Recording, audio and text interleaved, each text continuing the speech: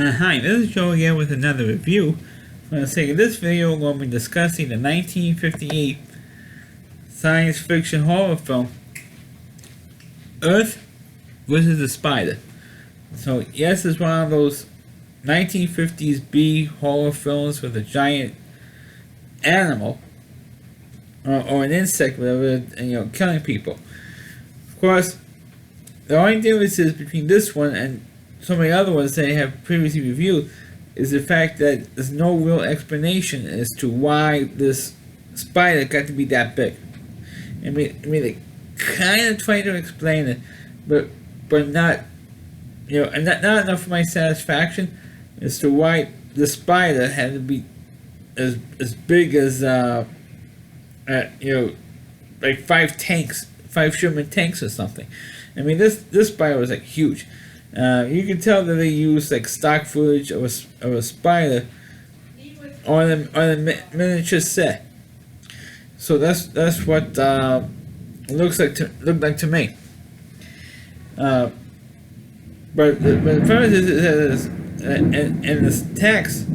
Excuse me. If you hear that thunder on the video, it's because at the time of recording this video, we have a big thunderstorm here in New York City, which is where I'm from.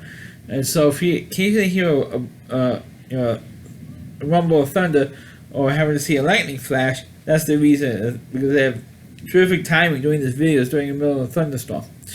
So if you hear something or see a flash because the window's right in front of me, you know why.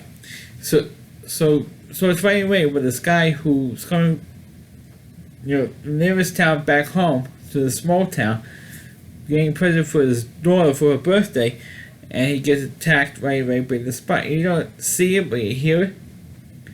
And then, of course, the daughter is trying to find what happened to her father. So she gets her boyfriend involved, and they start looking, and they having to find this cave, which I think is like Lowry Caverns. It's a very famous cavern in New Mexico. So it's where they go into to find where they happen to have the spider at, and they happen to fall into this, and they did have, it's like dumb luck, having to find the gift that the girl's father was getting for her, and they go in the cave and they fall into a spider's net, and here comes this giant spider. And they're like, oh crap, and they happen to get out.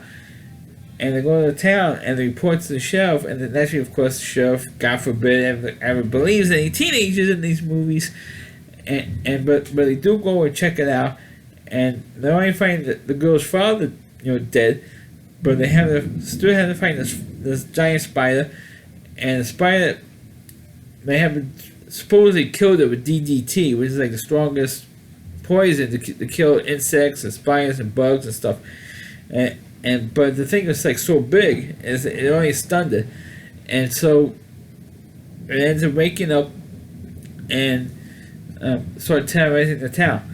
And of course, what happens is it happens so often at the end of these movies, they do happen to kill the spider at the end of this movie by blowing the sucker, by blowing up the cave that it was in, and hence they killed the spider.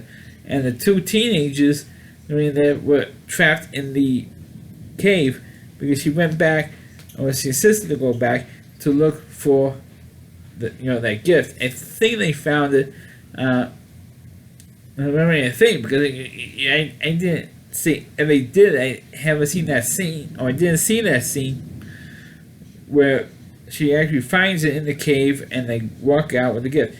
I don't think they ever found that gift again, but that's what happened in the end of this movie.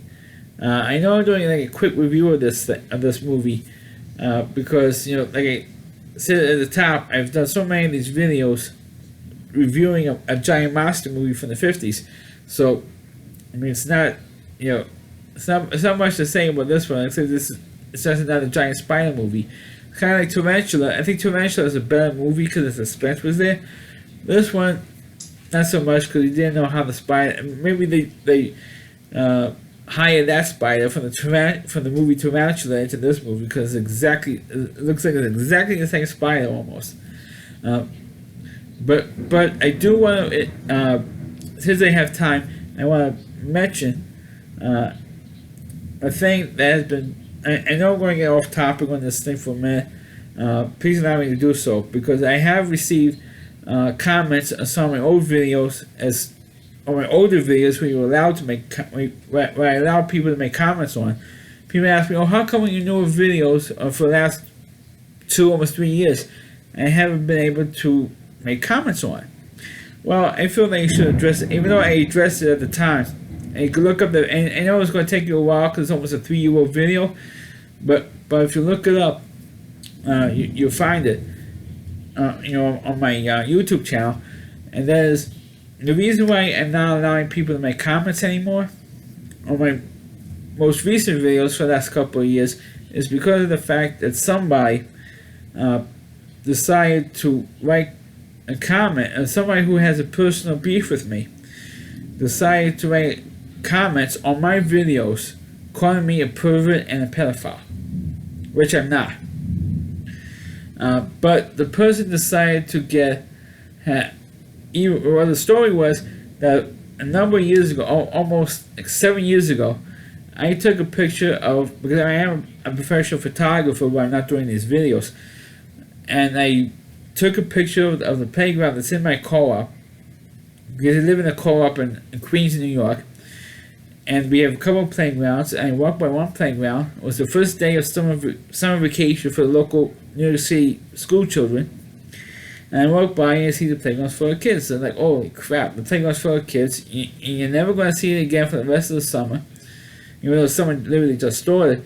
So I took my camera out and I took one picture of the whole playground, and I didn't focus on one particular kid. I just did like what you call a wide shot of the kids in the playground. So one of the adults, or one of the parents, an aunt of one of the kids, confronted me and asked me to delete the picture, saw me take the picture, and demanded that I delete the picture, which I did. So that wasn't good enough for her. So she decides to make a complaint with the security in my co-op, and so we had to make a full student police report, and they sent it to the local precinct. I never got contacted by the cops. By the way, I never got called, but the police never came to my house. I never got questioned, never went down to the local precinct, and was never arrested. I was never brought up on charges. Nothing, absolutely nothing happened because I was on a public street. And because it was on a public street, you're allowed to take pictures. That's the law, throughout the whole United States. You cannot, if you're on a public street, you can take pictures. Especially if you're going to be a professional photographer, which I am. But this woman insists on calling me until when she's completely satisfied I don't have that picture on my camera anymore, she insisted on calling me a pervert and a pedophile, and she walked away from me, and ever since then, I have been labeled as a pervert and a pedophile ever since. And so the reason why I had to tell this story to tell this, the reason why I stopped, allowing or blocked the comment section on my videos is because I took a video. It was in my car. We had like a little barbecue, and a neighbor of mine who was a member of a band. His band was performing at this barbecue, so I decided to film or shoot a video of them performing. So I shot a video of one song they performed, and in the background, one of the band members, I think it was my neighbor, his grandson, was walking around in the background. And it's like an occupation. If you have a photographer, if you shoot videos, or if you, when we were able to go to weddings and bar mitzvahs and 316 parties and so forth, and if you have a professional photographer or a videographer and you're taking a video, in one of these events, that somebody is going to be walking in front of you. And that's what happened. This kid walked in front, and you can see the video on YouTube as well, on my YouTube channel. This kid was walking around all over the background. I never turned my camera to this kid. I never zoomed in on this kid on this video at all, because I kept one position like this, filming the band, and this kid was just having walking around in the background. I said, I am not going to yell at somebody else's child, say, hey, you stupid idiot, get the F out of the video. You're ruining my video. Get the hell out of here. I'm not going to yell at somebody else's kid because it's not my job. I'm not that kid's parent or grandparent, or aunt, uncle, whatever. I am not related to this kid, so I'm not going to yell at this kid to get out of the video. I'm not going to do it.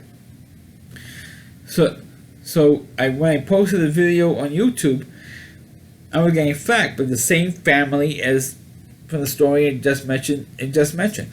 So what they did was, they were ranking about comment after comment on video after video after video, about like 4 or 5 or even 6 videos in a row. Was calling me a pervert, calling me a pedophile.